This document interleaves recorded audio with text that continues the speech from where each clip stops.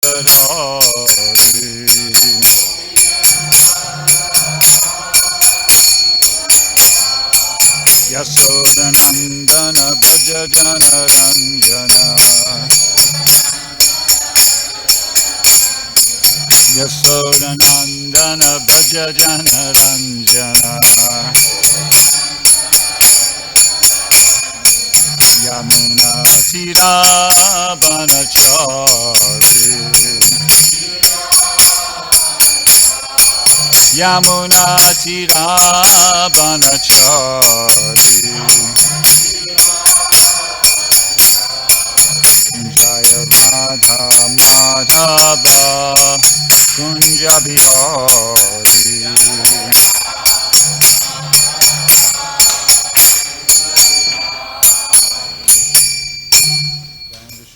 Paramahansa Padavajikacharya Sutta Sutta Shishimala's Divine Grace A.C. Bhaktivedanta Swami Srila Prabhupada Ki Jai ISKCON BBD Founder Acharya Srila Prabhupada Ki Jai Advaita Acharya's Appearance Day Ki Jai Gaur Pemanandi Hari Hari Bol Jaya Jaya Sri Chaitanya Jaya Nityananda Jaya Advaita Chandra Jaya Gaura Bhakta Vrinda Jaya Jaya Sri Chaitanya Jaya Nityananda Jaya Advaita Chandra Jaya Gaura Bhakta Vrinda Jaya Jaya Sri Chaitanya Jaya Nityananda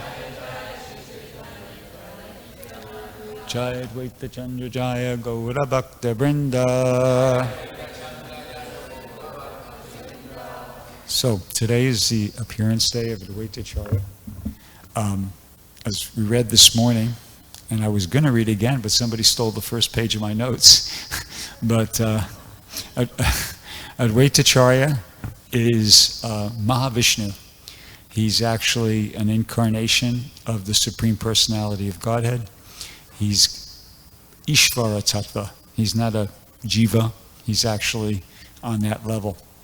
And there's some more technicalities there, but that's sufficient. He's Mahavishnu.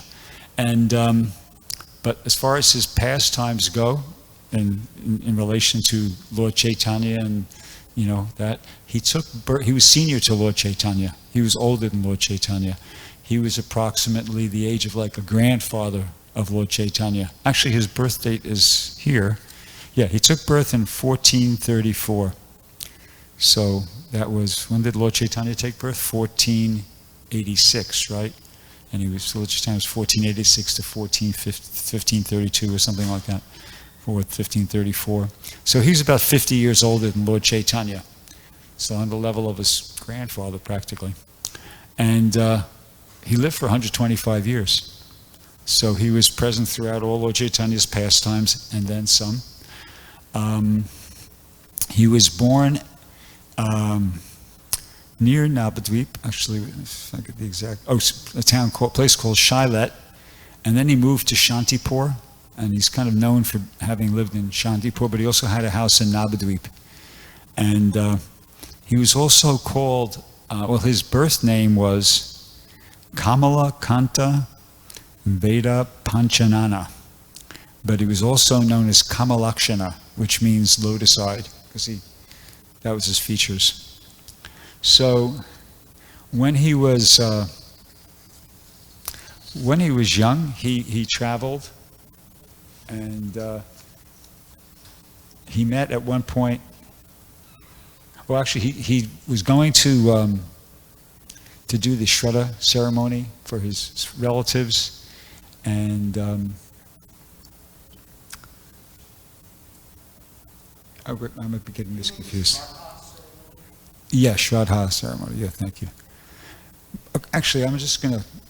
His travels, I kind of can't remember that very clearly, but at some point he met Madhavendra Puri.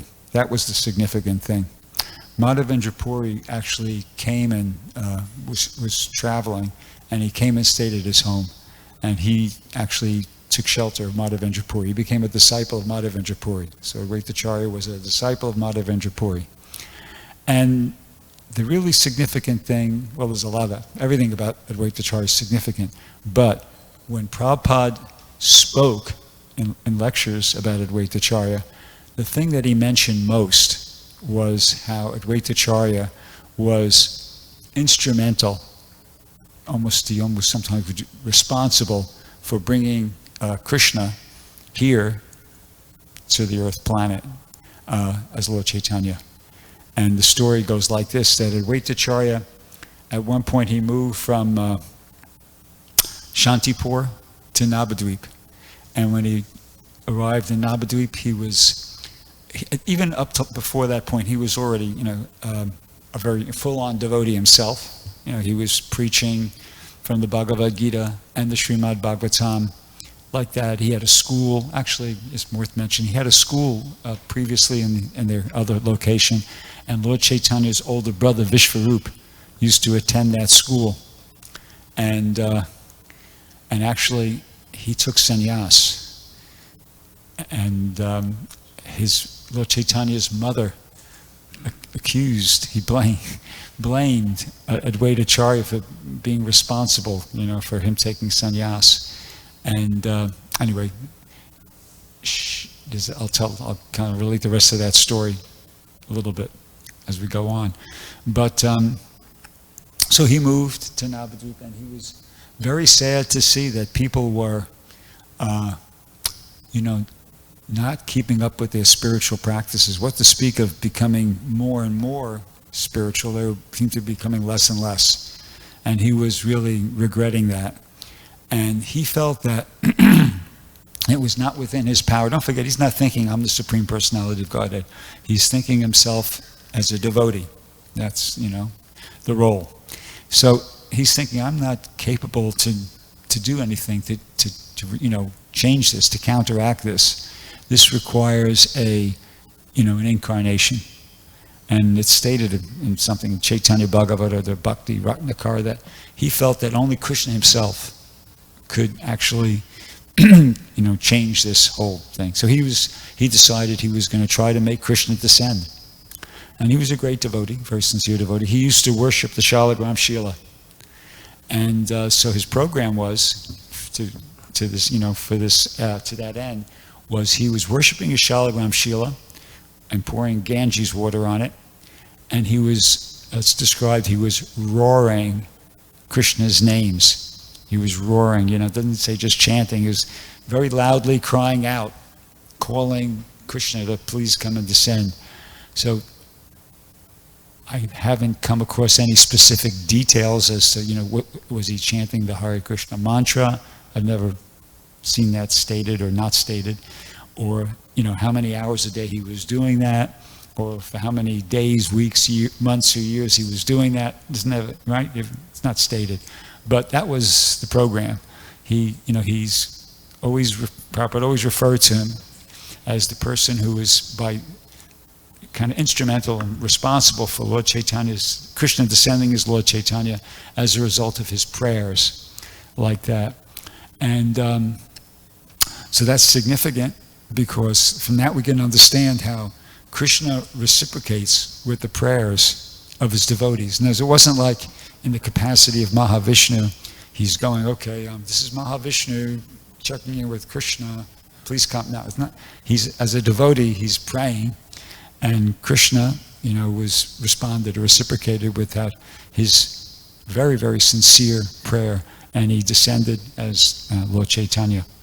So that's and that was the thing that Prabhupada, in lectures at least, brought up the most about, Advaita Acharya, that he was, as a result of his very sincere entreaties, he was kind of instrumental and responsible for the descent of Krishna as Lord Chaitanya.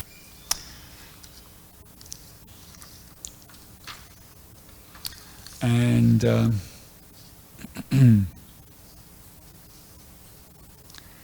okay, another important point is that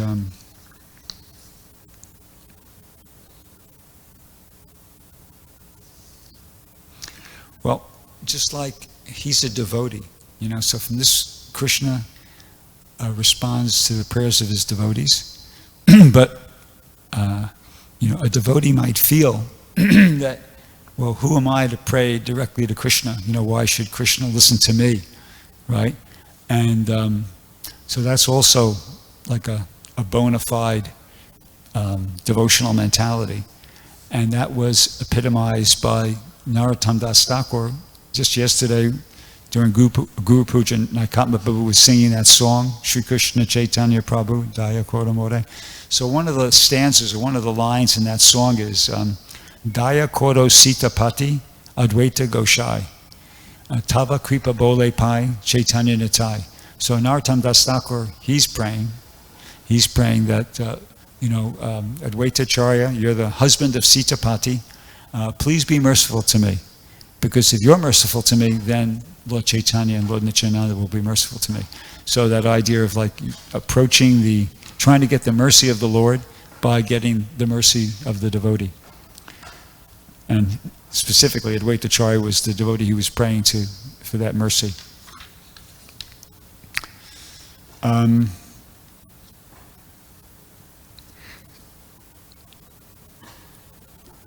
Advaita Acharya, here's another, there's different things we learn, okay, from the life of Advaita Acharya. Okay, so that first one is how, Krishna responds to the sincere prayers of his devotees. And another thing we learn, Prabhupada kind of in passing commented upon this, Advaita Acharya had 6 sons. He had 2 wives, he had 6 sons. And 3 of them were not devotees. 3 of them were Mayavadis. His first 3 sons were devotees, Achyutananda being the oldest and being the most prominent devotee. And then there was another, forget his name, might find it here. Gopal Mishra and Balaram, his 2 other sons. And so they were also devotees, but then 3 sons were not devotees. And Prabhupada, I can't remember if I read this in a lecture or maybe it's in a comment in the Chaitanya Charitamrita that, just see that even such a great personality, still, the living entity has its independence, and 3 of his sons chose not to follow his path, and they were Mayavadis basically. So that's interesting. Advaita Acharya had a very close relationship, had a great appreciation for Haridas Thakur. So this is another kind of lesson that we learn from him. Advaita Acharya was performing, once again, the Shraddha ceremony on a particular date, and a lot of, exalted personalities were invited to participate in the ceremony, but he offered what was called the Shraddha Patra, the plate that was offered, like sort of the equivalent of the Maha Prasadam. He offered that to Haridas Thakur.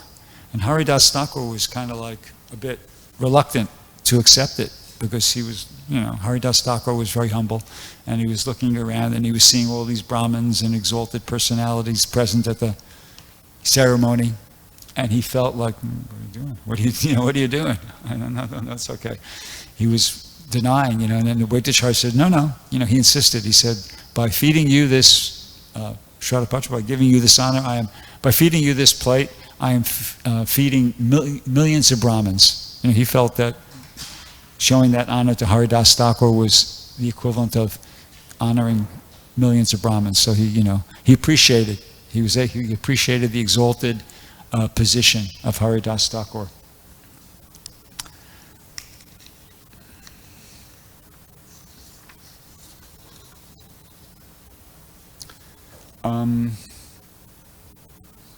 Okay, then there's another pastime where just shortly after Lord Chaitanya took sannyas, immediately he wanted to go to Vrindavan. And so he started off in the direction of what he thought was Vrindavan.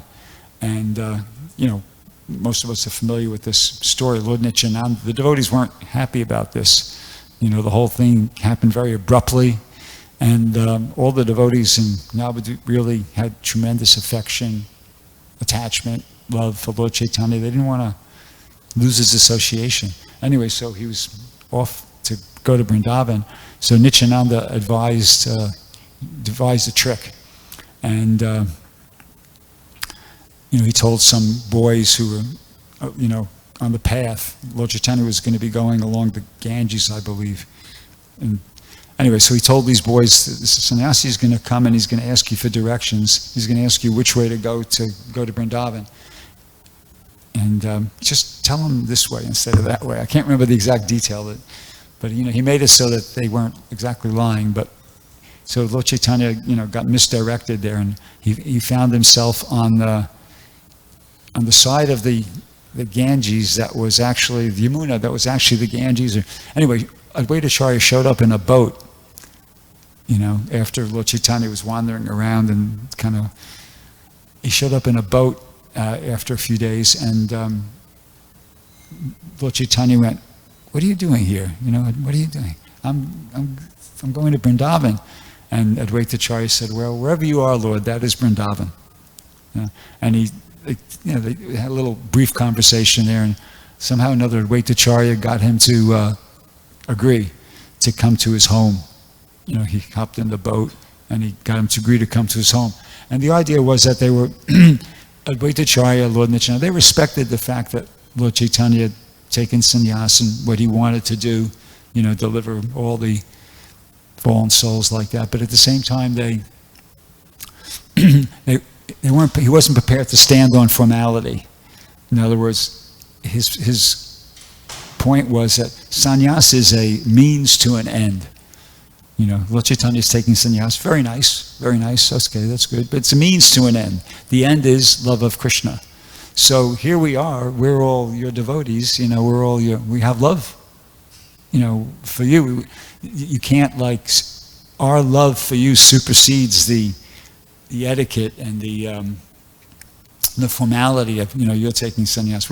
We're not disrespecting you. We're invoking a higher principle here by tricking you and bringing you back to Shantipur, so all the devotees could, and particularly his mother, could have that last bit of association. So he went back to the house of Advaita Acharya, and I believe he stayed there for 2 weeks. At that time, only Mother Sachi was allowed to cook for Lord Chaitanya, on her request. And so that was, Advaita Acharya was the host, to that whole program. And after that, of course, Lord Chaitanya departed and he went on his way. So Lord Chaitanya, for the first 6 years of his sannyas, he traveled throughout India and went, all over the place, basically. I can't remember his routes, but he, visited many different places of pilgrimage and other places, and he, preached extensively and delivered hundreds, thousands of conditioned souls. But he did give the instruction to the residents, to his former devotees, associates like that they should, because he promised his mother, kind of didn't mention this, but he promised his mother, her parting request was that, please, okay, well, just before he was ready to leave Advaita Acharya's house, he begged his mother forgiveness. He went and said, actually, you're my mother, this body belongs to you, I did something foolish, I shouldn't have taken sannyas, really, it was kind of very rash and drastic, and what can I do? I did it. And please give me your blessings. And she said, okay, of course, mother's blessings are always there, but I have one last request. And he said, of course. And she said, please make your base in Jagannath Puri. So at least that way I could get some, information about you, because I won't be able to see you anymore, but at least that way I could get news of that you're okay and this and that. So he agreed to that. So he made his base in Jagannath Puri. So that at some point, Lord Chaitanya instructed all his devotees to come to Jagannath Puri every year to see the Rath Yatra, and during the rainy season. So I'm not sure if they went the first 3 years, but because Lord Chaitanya was traveling around and everything, but they would check, and if they found out, they heard that Lord Chaitanya, he's there, so they would come. And then after the first 6 years, the next 18 years, Lord Chaitanya spent exclusively in Jagannath Puri, and they came every year, during that time. So Advaita Acharya was sort of like, he was the leader, basically. I mean, what's his name? What's that devotee's name who made all the arrangements? Shivananda Sain. Yeah, Shivananda Sain, he made all the arrangements, but Advaita Acharya was like the leading devotee, right? And and he went every year.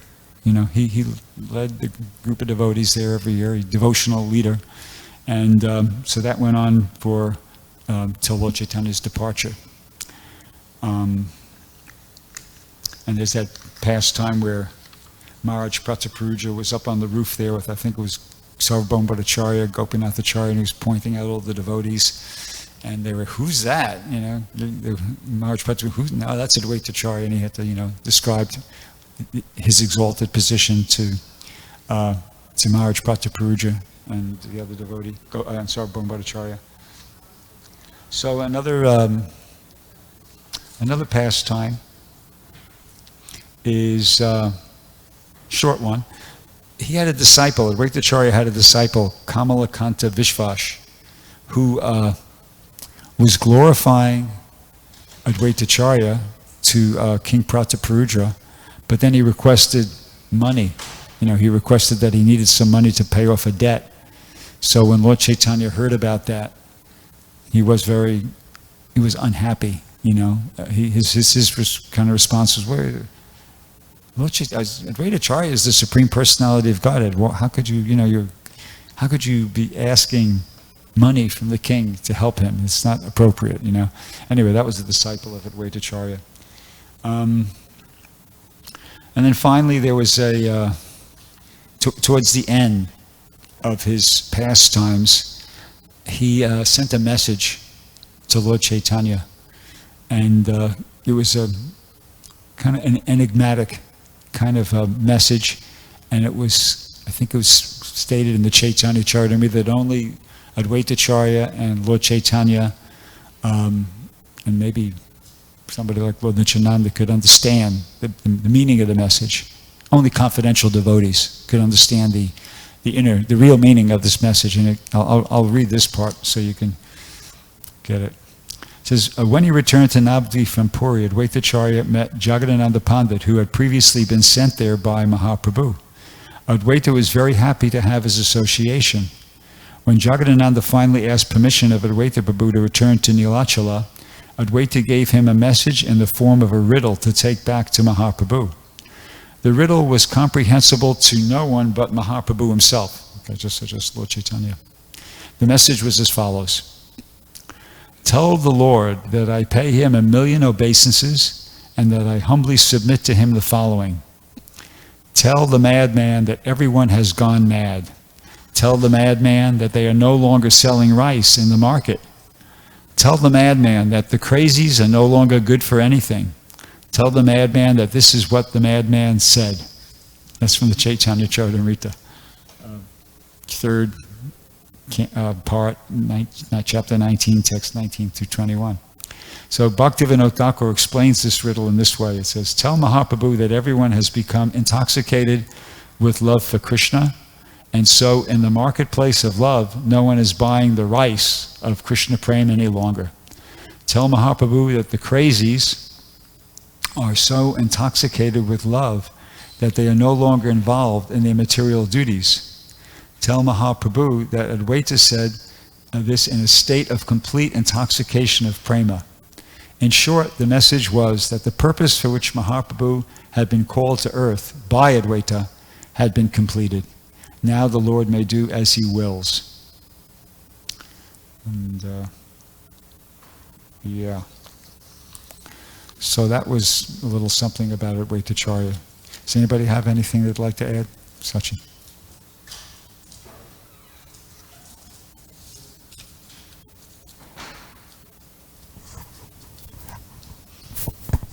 There is one point also very significant that since you mentioned that Advaita Acharya was elder to Lord Chaitanya, almost like a grandfather, but he considered himself to be a a devotee of the Lord. Yeah, I forgot And this one. Yeah. that was very painful for him to see the Lord Chaitanya would treat him, like a senior devotee, and he was not happy about it. So he wanted to be just like the other ones. You're my Lord, I'm your servant. What are you doing? So he disguised a plan in which he will go and start preaching the Mayavadi philosophy, something that Lord Chaitanya, something that any Vaishnava cannot tolerate. So he came as a thunderbolt. Lord Chaitanya came and started, slapping him, and I think he mentioned that throwing in the ground or something. And the wife of Advaita Acharya goes, "Stop it, stop it! He's an old man. What are you doing?" So that's very interesting to see. That usually it's very hard for, at least materially speaking, to see that you offer respects to, a younger person offers respects to an Yeah, but what was Advaita Acharya's reaction? Yeah. When Lord Chaitanya chastised him, what was his reaction? What was Advaita Acharya's reaction after he got chastised like that by Lord Chaitanya? He was so happy about it. Yeah. Of course, now you accepted me as your disciple. Right. That's an important pastime. Servant. Any other pastimes anybody remembers? Yeah. Oh, Prema, hand up first. So how is possible then, children of great personality, sometimes they are not devoted, they're just, they turn into Mayavadi. How is possible? Free will. I think that was the point that Prabhupada made when he came. Yeah, Prabhu, I have a similar question, but my question is like, so three devotees, 3 sons were Bhaktas, and the other 3 were, that's my question, were Brahmavadis or Mayavadis? Mayavadis. They weren't following the devotional path. They weren't. I can't remember 100% clearly, but my impression is from what I read that they weren't like devotees. They definitely weren't devotees. Whether they were I don't really know. In other words, I don't know if they were Brahmavadis or Mayavadis, but they were not devotees. And just getting a little bit more to the answer to your question, Prema. Prabhupada had 3 sons actually. One son kind of disappeared when he was young, but the 2 remaining sons, neither one of them really were serious devotees. They kind of had one of them had Vrindavan Das, had some appreciation towards the end. There's that Prabhupada memory where he speaks about his father, but the other didn't do an interview like that. I forget his name. So, there's an example. Prabhupada himself. Bhaktivinoda Thakur. He had 13 children.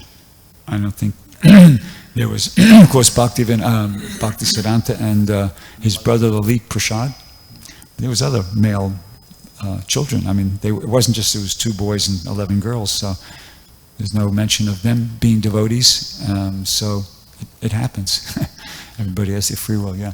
Prabhu, and can you tell us something about the Shantipur pastime, in which when we go to Mayapur for the festival, so there is a date that we go to serve prasadam, and it says that anyone who serves prasadam at that particular day gets Krishna Prema or something like that. But I don't know how the whole pastime, or maybe I heard, but I forgot. So. Yeah, I can't remember clearly. Yeah. Archita? I'm going to pass the mic back here.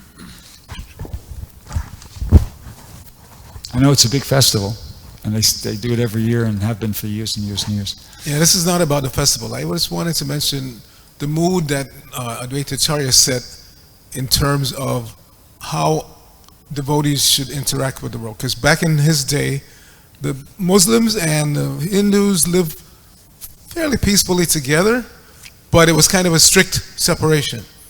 We know that Pastime Prabhupada tells of how when Hindu guy was kind of poor and was hungry and starving, and his only option, he said, is I could go to my Muslim neighbor and beg some food, but if I eat food from him, then I'm going to be cast out of the Hindu society. It was so strict. So he did. He went to his Muslim neighbor and begged some food, and the Muslim neighbor said, I don't have much, but I can give you a little something. So he gave him a little something. He ate, he was still hungry, and that's when he said, I've lost my caste, but I'm still hungry. So it was so strict back then, but Advaita Acharya set the example by his dealings with Haridas Thakur. that we're off the body. If you're a devotee of the Lord, you should be off the bodily platform. You should, and beyond these designations. He didn't care that the strict Hindu society would criticize him for his close association with Haridas Thakur, for giving him the Shraddha Patra. You know, he didn't care. He was setting the example for us, that if you really are advancing in Krishna consciousness, you should see beyond these bodily differences, you should see beyond these designations, and act accordingly. Advaita Acharya ki jai. Jai. Want to say something? Sure.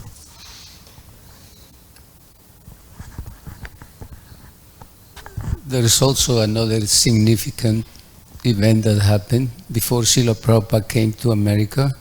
It is described by Mula Prakriti Mataji when he was interviewing all those devotees who were around, still there, that knew Prabhupada. So one of them, who the Pujari of that particular place, was mentioning that he saw this particular devotee coming there. He was a Grihastha at that time, Srila Prabhupada, and he would be crying and begging and crying and crying, chanting his rounds, and he was very impressed, very impressed. So that, you know, sets precedent to see how Srila Prabhupada understood the mood of Advaita Acharya, how compassionate he was, because by his call, Lord Chaitanya says the roaring, Advaita Acharya roared and called for me. Now I'm here, what are you doing? Sometimes he used to mention that to him. You called me. So in the same mood, Srila Prabhupada was praying, because unless you help me, you know, I'm just putting these extra words, in my own opinion, that, you know, he was coming to the West, but he was praying, because he's so kind to all living entities. So I'm going to do the same thing, practically speaking. Help me, I need your help. So this Pujari was so impressed, and later on, it is described that he saw him, but now as a sannyasi. Oh, right, I remember that, hearing that story. You know, that was so Prabhupada got inspiration from the mood of Advaita Acharya. So now, I don't know the story properly, but if Archita knows it or somebody else knows it, can you please tell the pastime about the offenses? When Thank you. Mother I mentioned Sachi, that at the beginning of the class, and I forgot please about tell it. him. Yeah, so his mother, Sachi Mata, she was not happy, you know, really, about the fact that Vishvarup, because she had, it was either 8, I think she had 8 daughters, Sachi Mata and Jagannath Mishra, and they all passed away one after the other. So then she had a son, Vishvarup, and he was brilliant. You know, he was like a really amazing personality. So he was going to Advaita Acharya's classes. Advaita Acharya was giving classes on Bhagavat philosophy, and he was attending. And he was very inspired, you know, by Advaita Acharya's association, about, you know, hearing about devotional service. And he was also aware that his mother and father were making arrangements for his marriage. He kind of like, you know, caught wind of that somehow. And he thought, no, I don't want that. So he took sannyas. He disappeared. He left and he took sannyas. And his mother and father, well, at least his mother wasn't too happy about that. And but which, you know, okay, what could she do? So then, in Lord Chaitanya, he used to go, and when his brother, he was just a very young kid at the time, so his brother was going to these classes, you know, given by Advaita Acharya, and Lord Chaitanya was sometimes going and taking him prasadam, you know, like your younger brother's delivering you lunch when you're at school or something like that. So, you know, Lord Chaitanya had some connection there too. So then what happened was, Vishru's taken sannyas, he's gone, he's out of the picture. Lord Chaitanya started associating. It's after he was married. You know, after he was married, he started going to the home of Advaita Acharya, and he was associating with him and, you know, hearing from him and like that. And Mother Sachi was kind of very concerned about that.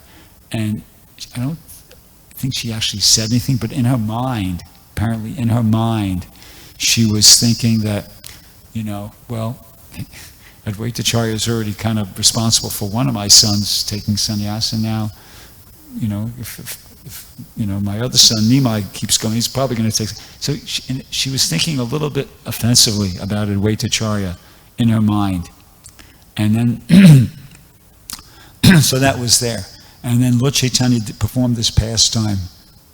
How does it refer to? Sapta something? But his pastime where he revealed his form to the devotees. It went on for Mahaprakash. Yeah, it went on for 21 days. All the devotees were coming, and Lord Chaitanya was revealing to them, his form and their particular rasa, their relationship, like that. Like whatever their devotional's heart desire was, Lord Chaitanya was reciprocating with that.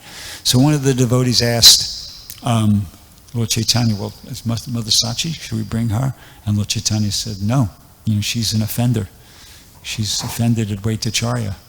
And as I said, I think I read that she hadn't actually said anything, but in her mind. So she had to go to Advaita Acharya and kind of reveal her mind and ask for forgiveness. And Advaita Acharya, when he heard, what she was feeling bad about, don't. You're the mother of the Supreme Personality of Godhead. I mean, no. He didn't take it. He wasn't offended at all. He didn't take it like that at all. And he started glorifying Mother Sachi, and he was glorifying her and glorifying her and glorifying her. Finally, he kind of lost consciousness. So she took advantage of that opportunity to get the dust of his feet and smear it on her head. So when Lord Chaitanya heard about that, then he said, okay, we'll give her love of God to something. I think, yeah. There is another interesting point also in this Shantipur festival. When, a few devotees, I used to go very often there and distribute prasadam. The whole village will come. It's a big, big festival. Hundreds and hundreds of different villages. And I also noticed that that's to the villagers, to the outside people, but the Brahmins there, they make a special arrangement for a, you can say, selected, or in this particular time, Jayapataka Maharaj, Jayapataka Swami will come with all his, sannyasis, and all Prabhupada disciples will be there, and it's the most amazing preparations that I had the chance to be there. They invite me. I mean, some Prabhupada disciples just grabbed me. So I was like, wow, amazing. Just like the Radha Raman, like what is the other in Vrindavan? Radha Raman temple also have amazing cooking, different preparations, different persons, I don't know. But I just want to mention that they carry the same tradition in honor of feeding the Brahmanas. Yeah, you just remind me of another pastime, but I'll need help with this one. There's that pastime where Lord Chaitanya, when Advaita Acharya is eating with Lord Nityananda, they're feeding. No, Advaita Acharya is feeding Lord Chaitanya and Lord Nityananda. Yes. And Lord Nityananda, Lord Chaitanya is complaining. I can't eat all this. You're putting prasadam in front of me that's enough for 50 sannyasis. Forget it. And Lord Nityananda, he's complaining, right? He was complaining that I've been fasting for 3 days, and what you're giving me is not even a morsel. It's not even going to be able to satisfy me in the least, And so they were joking, And Lord Advaita Acharya became angry. He said, look, you're just an unknown mendicant. Just be quiet and eat what I'm giving you and don't make problems, And so then Lord Nityananda did something else. And at one point, what did he do? Advaita Acharya threw the rice.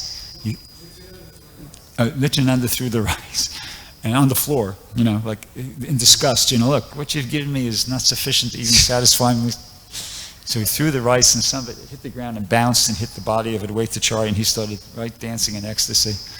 They felt he had been blessed by, Lord Nityananda. So that's another pretty ecstatic pastime. Yeah. All right. Well, Advaita Acharya. Prabhu ki Jai. What is fasting today? Fasting day,